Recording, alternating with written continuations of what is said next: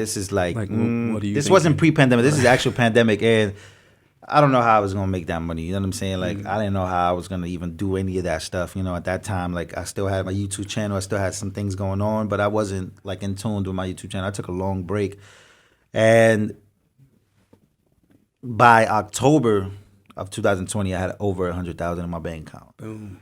So that's when I was like, oh shit. But you wrote it on paper. I wrote it on paper. I wrote a bunch of goals, and that one was number 3. Boom. And that 100,000 came in the pandemic. I began to get smart. I began to raffle sneakers. You know what I'm saying? Raffle numbers. I was raffling and just trying to create different things. And next thing you know, I'm making 35,000 in 1 month.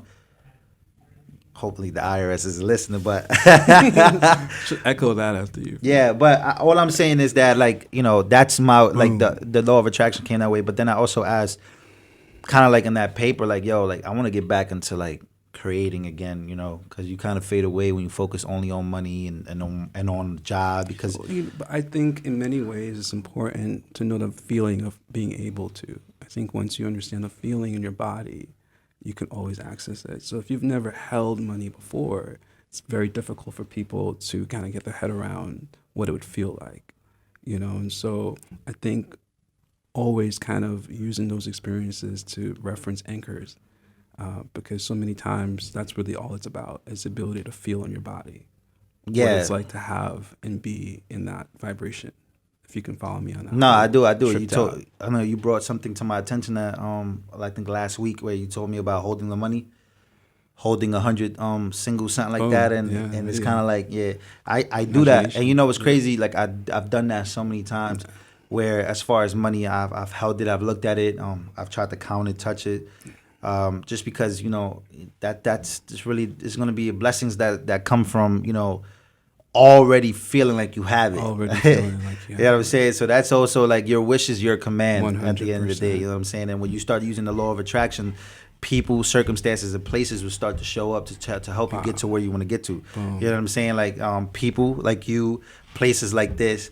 You know what I'm saying? Like circumstances like, you know, going out and meeting my dad after 22 years. You know, like that type of stuff is the law of attraction. You have to kind of like, you know, live your life that way. Also, like not stressing, knowing that it's gonna happen. Is a really so like, piece, right? yeah, it is, because I still stress. How do you not stress? I still Okay, stress. That's a struggle. Sometimes you make it look very easy, Luke, because sometimes you look very chill. But I know you stress the fuck out. But when I say, you hear me say crazy shit though, but I'm never like mad. No, you keep it like if I get mad at my girl, like you hear me say some crazy shit. You keep it very, but I'm chilling. You keep it very chill. And I've always admired that about you. Get it out. You keep it very Nowadays centered. I do. I have lost my cool before, but like I said, it's not worth it anymore. I don't feel like, I mean, I can't get it. Yo, bro, these streets, I ain't got time to argue with nobody in these streets, man. Motherfuckers will shoot you real quick. So that's another thing. I'm glad that that's the case, because now I don't have to get into fights with people I already think they got a gun. Because welcome to liberal city, New York, where people get away with robbing you, killing you, shooting you, and all that stuff. The cops are not stepping in. That's a different convo. That's a different convo. It's true. Yeah, it's crazy. It's true. It's crazy. But yeah, as far as like, I just feel like, you know, your wish is your command, and you can't focus on how. And you have to have, like you said, the most important thing is having people around you that hold you accountable. 100%. Because to these mentalities, you have to be consistent in it. You know what I mean? Like, you can't, if you look at your screen, like let's say we have a screen, and this is for the people listening, if you look at the screen and the first thing that comes into your mind is, I don't know how I'm gonna do that. I don't know how I'm gonna get 200,000 subs. I don't know how I'm gonna get $500,000. I don't know how. You start to feel bad about what you want. And I think that's the worst thing that could happen. You have to feel good. Yo, $1 million, I feel good about that. I don't know how, but I know it's going to happen. I don't know. I can't see it on my radar screen. I can't see it. I don't know how, but I know it's going to happen. And then with that mentality, people, circumstances, and events will start to show up. All of these things, you know, well, the universe will start to lead you. And you start to realize, oh, I already got it. I just can't feel it, but I can see it. So it's kind of like, and then also another thing to that is you have to go feel these things. If you want a podcast, you got to go to the podcast room and sit there, feel, you know what I'm saying? Okay, yeah, this is going to be mine. All right, cool. You have to feel these things out. You know what I mean? And And that's kind of like the way I like to go about it. But once again, these things take hard work. It's not easy. Free thinking is not really free. Like, you know what I'm saying? And it's not really. it's not free, bro, because Yeah. it costs you relationships, and it costs you different things, and like nothing in this life is But that's free. the only way that we're gonna ever really have upward mobility is if we move outside the matrix, as you say, right? Go into our own paradigm shifts. Shout out Andrew Tate. 100%, 100%. But you know, it's gonna cost you a certain degree of people you knew in the past. Oh man, Right? Your Yeah. old self, your old identity. How did you let that stuff go? I think you and I kind of talked about that at one point back when we first started talking, and it was like, you know, to really let go of whatever your old self was and to embrace like where you're going now. Is there like a struggle in that, or is it still something that you know, is it something you feel like you've kind of come to where you can open up completely to what God's I got have for not you? opened up completely to my journey. So my journey is really like Instagram is where I have all my personal people, like people that I love, and I try to cherish as much as I can. But I try to not get political on there, or I try not to show my views nowadays because I'm not ready for that. Like I'm not. They have to find it for themselves now. They gotta like go in I'm that not little- pushing little that algorithm and, like, because I'm cut. still struggling like that Yeah. whole like situation where I'm just like it's just a struggle, bro. Like it's a struggle. Like telling people what you think. You have to kind of word it a certain way. You have to present it kindly, good. You have to be like prepared for it. So don't just burn down the whole For ship in outrageous, one- like in yo, one- I like in Trump. one- in one I shot. like Trump. Boom, burn it all down. I can't. You say I like Trump. You know what I'm saying, and that's gonna cause like the massive like. So you have to kind of word it a different way. Like I just for now, because I don't know if I'm ready to make sure that I don't know if I'm ready, bro. You know what I'm saying? To talk to everybody about that. So I try to have a selective conversation. As far as my friends, as far as people I love, anybody, you know what I'm saying? Anybody can get the smoke. You know what I'm saying? I don't really care because I'm out there on social media telling you I'm open to these things that you guys are not open to. And I'm not a Republican. I'm not a conservative. Like I'm just a free thinker, and my thoughts align more with conservative Republican nowadays. But that could change. You know what I'm saying? And I'm not saying it's gonna change. I'm never gonna be a liberal ever again in my life. I'm never probably gonna be a Democrat. But if somebody runs independent that I like, then yo, we gonna mess with that. You know what I'm saying? And who knows? You know, like I just feel like anybody that is for God is for me. Wow, I have a feeling in my heart that I'm gonna see you with Larry Elder one day. I feel like you're gonna It can be happen. It can happen. It can happen. on his whole team. It can happen. It's just like I have these a good people. I feeling. don't know these people's I past. have a Like good my feeling. past is funny. Like I've done some things that I'm not proud of. So I guess that always, as a human, always kind of holds you back a little bit because you're like, damn, like only if they knew I did this, only if they knew I said that. But I mean, to me, you just can't be scared anymore. Like I used to be very scared. Reason why I left social media for a while, like I had over 220,000 subs, and I left because I wasn't scared, but I was just like traumatized from people's thoughts on me, and I was like, damn, they think I'm like a bad person. And at that time, I feel like I was. I feel like I wasn't the best me, and I feel like I wasn't being real. I wasn't. I wasn't holding myself accountable. I didn't have a team, and I was making stupid decisions with women at that time. Like I was like, I was around women who had more clout than me, and when that happens, the narratives go, well, you're clout chasing now. You know what I'm saying? And to a degree, we're always clout chasing, right? Because we all want that bread, we all want that money. But a lot of people disguise it a lot better than others, and I guess for me, I didn't go about anything the right way. Like I made mistakes on YouTube and on these platforms, and thousands of people saw me do that at age 20, 21. Because you're still young. Yeah, I'm about to be I mean, 26. that's the thing, You know what I'm saying? And at 26, I've grown a lot, and because of the stupid mistakes of clout chasing and hurting women and doing these stupid things on social media, because we all do it in real life. Like we all go through our process, but when you go through your process on social media, so the psychological burn is what I want to talk about, because like that's what I meant. Like that all man. comes at a cost, and people think it's just about getting physically hurt, but And When I you wasn't get that mentally- big. when I you get wasn't even mentally that dragged- big, Drew. I wasn't a big. That's like, what I I'm trying to wasn't. say. I wasn't that big. But when I saw myself in the Shade Room Teens, and then people were saying the craziest things, you start to realize that is it worth it to go through? And I can't imagine what a real celebrity If or they're really, somebody. I like, cannot imagine the pain. psychologically. I can't imagine people in the millions. I was in the little thousands, and I was getting crazy hate. Like, I'm talking about, you should, you know what I'm saying, yourself. You should, you should go die. Like, all these things that, bro, I was in a dark place, like very dark place. Shout out to Adam, one of my friends, Adam. He helped me through that. He helped you through that. Yeah, he helped me through that. People don't really get how significant those experiences are when they hear about it. Like how when social media, because you can make a lot of money on it, you could do a lot of clout chasing on it, you could even achieve clout, but the sort of backlash on it, if it doesn't come your way and if it turns negative, how that affects people, and so many people don't survive that in a real way. They really kind of fall off the deep end. Yeah, which I did. But I made a tremendous comeback now, and I never thought I would be on social media ever again. And for me to make this tremendous comeback, doing absolutely what I want to do, absolutely something very different, very controversial. I think a lot of people are looking at me like, what in the world is Lou doing now? Like, he's like making Trump videos, Candace videos. He's making like Steven Crowder videos. He's making all these videos like weird. But I will tell you, I'll tell you this. I'll tell you this. In this journey, I've noticed that I have, first of all, majority white crowd now. There are definitely black people. Western crowd, no less. Western, yeah, and there's a white crowd, but there is a lot of Hispanics. There are a lot of black people, which I was very surprised. Which is what I want. You know what I'm saying? I want my people to love me. I don't want my people to hate me or think that I hate them. Black people, Hispanic people are low key conservatives. This is the thing. Well, we all grew up that. Well, we all grew up that way. Let's be honest. Common sense. We all grew up that way.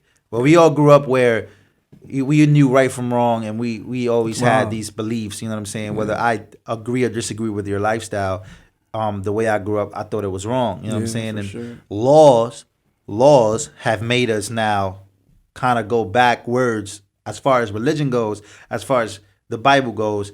On gay marriage or the LGBTQ or transgenderism and stuff like that.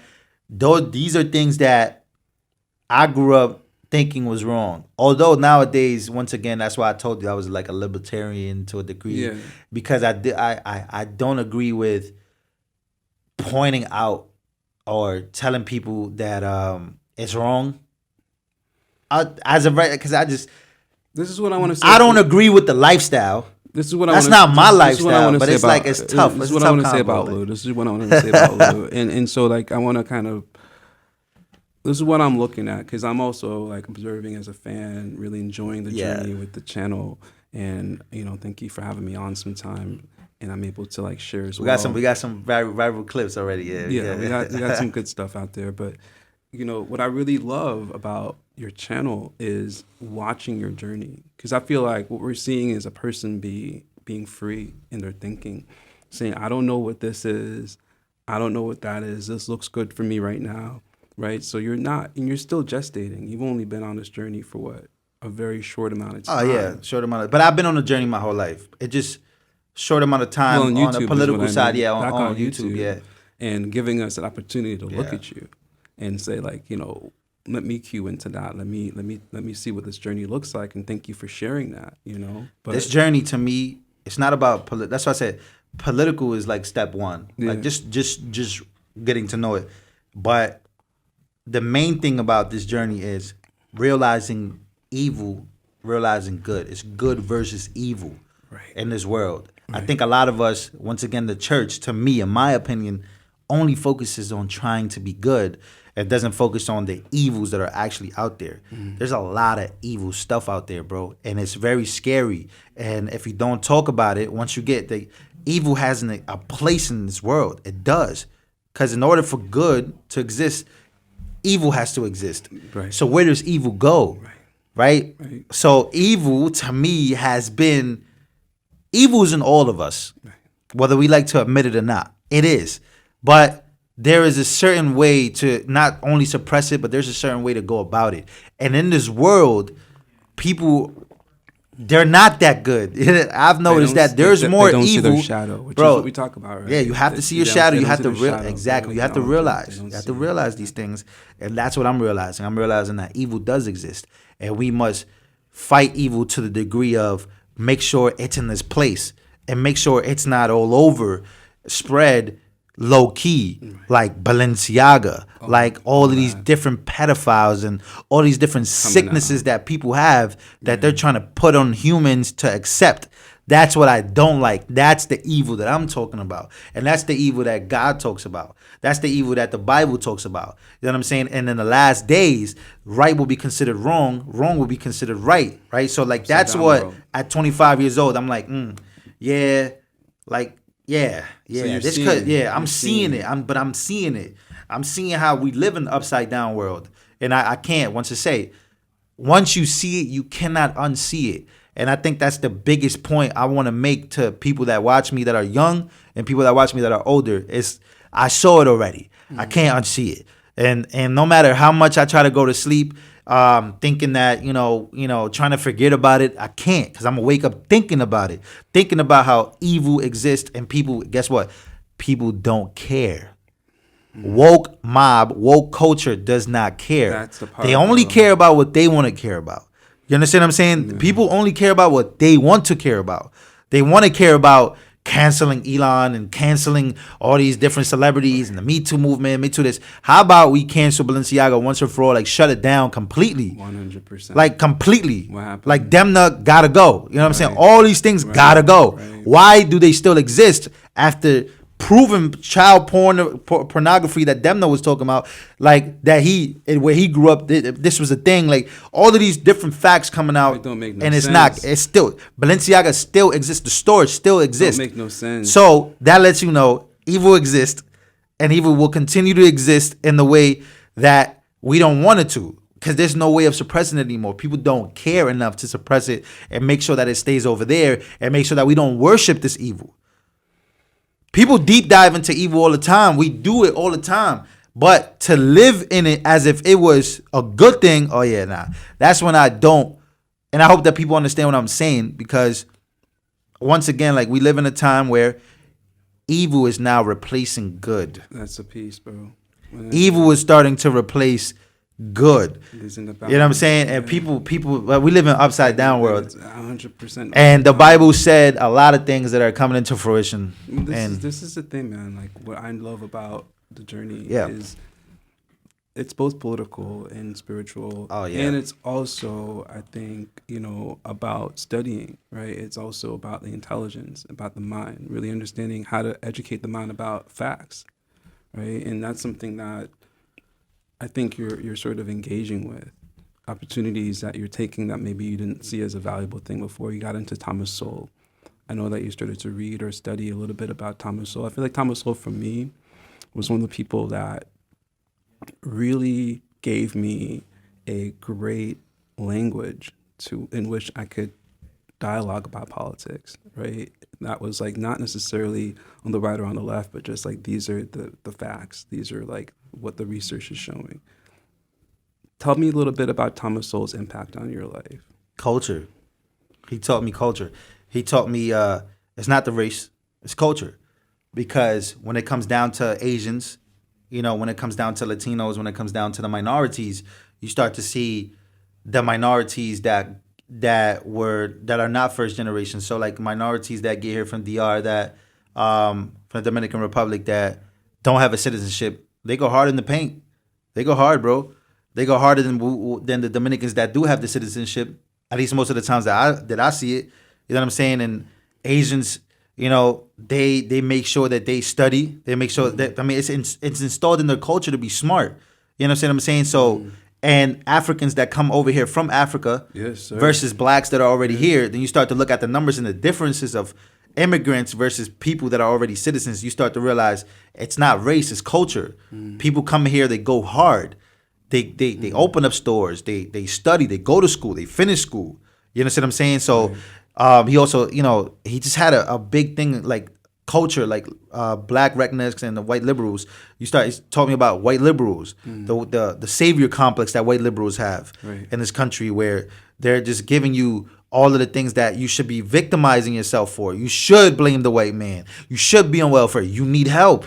You don't have ID. You're not, you know what I'm saying? You'll probably never be good enough because of the white man. All these different things. And I feel like Thomas just like drops. he's dropping bombs after bombs after bro. bombs, bro. He told me about the history about slavery, knowing that slavery was a worldwide thing. I thought, that's something I was so ignorant that I thought slavery was just a black and white thing in America. Bro, I didn't know it's not slavery just you, really bro. existed. That's how they programmed us. I didn't know slavery existed like other All parts of the everywhere. world. Like it existed in Asia, it existed in Africa. When I Africans first enslaved learned each other. that black people sold slaves, because I thought that like black people were just chilling and white people came on horses and just grabbed niggas and just ran. You know what I mean? I was like, wow. And when I read Thomas Sowell's work and I got the idea that like, no, this was like an exchange that was happening globally, and that this is something that was maybe an evil on the land, but it was universal. It had nothing to do with color of skin. Nah, it doesn't. Wow. I do feel like people are tribal. So people, like white people tend to connect more with white people. Hispanics tend to connect more with Hispanics. I do feel that way. I do feel like that exists. I do feel like racism exists. I do feel like people that want to be in their own race or want to be around their own people, that does exist. And I think in America it exists more than any other place, like where majority are white people. And some of those white people are very ignorant and want to just be around white people. And when they see somebody that's, like they see somebody that's like me or like you or that's not their skin color, then I do think they do get some, not all, but some of them do get uncomfortable and they start to do things that, once again, that liberal media picks up and they're like, oh, look, yeah, that's racism. You know what I'm saying? But to me, that's also culture because it's like their culture is more like, well, we don't see no black people or we don't see Hispanics. So, and all Hispanic people are Mexicans. You know what I'm saying? It's just these different things, these stereotypes do exist. You know what I'm saying? Racism does exist in our communities. You know what I'm saying? Where in the Dominican Republic, racism is extremely high. You know what I'm saying? Where the dark skinned Dominicans and then the white Dominicans and then the light skinned Dominicans, like Haiti, it exists too. Like racism exists everywhere. So it's not just like a colonial thing that, you good? Yeah, we're good. All right, it's not just like a colonial thing that people like try to go hard, about and stuff like that. Like, oh, like this, that, and the third. I think slavery did happen. I think slavery had its repercussions. I think people do still probably. You have the ADOS. What is it? ADOS, American Descendant of Slaves. Yeah. So like that. These facts do exist, and I do agree with them. But to say that all white people are racist, or to say like what's happening now. You know what I'm saying? Like super white privileged people and all that stuff. Like the hatred in this country for white people, that I don't agree with. That I'm starting to like see like, oh wow, like we're starting to become everything we hated. You know what I'm saying? We're starting to become like the people with the hatred in our hearts when we think they're the people with the hatred in their hearts. So that I don't agree with nowadays. I mean, that's a big part of, I think, where something just goes too far. Right? Yeah. And you kind of look at it, it's like, now it's obviously wrong. Yeah. Before it was like, oh, maybe, but now you're like, oh, Yeah. But I love what you mentioned about like the idea of what you're experiencing culturally, about your own sort of, understanding of your identity. And one of the things that you mentioned in the past was the idea of how blackness kind of, still getting in here from, very good, is how blackness exists in the Hispanic culture, right? Like how that part of yourself exists, but it's sort of excluded from like the idea of being Hispanic. And people that are Hispanic don't always identify as black. Yeah. They say they're Hispanic. But then again, what is Hispanic, right? Like who? Yeah. So Hispanic What is Hispanic is a terminology, is an American terminology. Hispanic never existed. There is no such thing as Hispanic. That's not a race. You know what I'm saying? Race is like black, white, Asian. You know what I'm saying? Race in America it's a phenomenon at this point. I don't know if you could agree with that, but I think the obsession with race is extreme because if my name was Marquise Jackson, then you'll be looking at me like as a black and white child. But because my name is Valentino Lopez, you'll be like, oh, he's Hispanic. Or Drake looks Dominican. But then what is Dominican, right? Like, see, you start to realize all these kind of like this implanting, like people just implanted so many things into our brains, either before or after coming here, where somebody could be extremely dark skinned in the Dominican Republic, come here and say, I know black. You know what I'm saying? So the acceptance, I feel like, of being black and having black in you, I do feel like in these third world countries like the Dominican Republic, or an island like that belongs to the United States, like Puerto Rico, or people don't want to be black because it is true.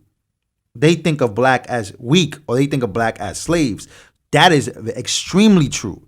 So I'm very proud to have a percentage of myself, being black. I do have a percentage. It might not be the highest, but I do have it, and I'm very proud of it. Right in the T zone. Right, yeah, right. and I have it, and I'm proud of it. You understand what I'm saying? And I'm proud of just being whatever I am, because I couldn't control that coming up here. But to say that all white people are bad, or to have a hatred in your heart for America, or I think that's wrong, because I think this is the land of the free, the home of opportunity, and it's very true. And I have become a patriot over time on this journey. I love America. Wow. Because this is like a total 180. Yeah, but the question I ask myself, would I rather live anywhere else? Right. And the answer is no. And people are like, well, you haven't traveled anywhere. I don't want to. I'm good here. Wow. You know what I'm saying? I love it here. I feel amazing here. So Wow. yeah, I'm good. I'm good being here, and I'm proud of being Dominican. I'm proud of being Puerto Rican. But I'm also very proud of being an American and being here. And it has all led me to this moment. And I think a lot of people are having a hard time actually liking being from America. I mean, would you ever get in? I mean, to me, it's like, the question is, would you ever go as far as get involved in politics?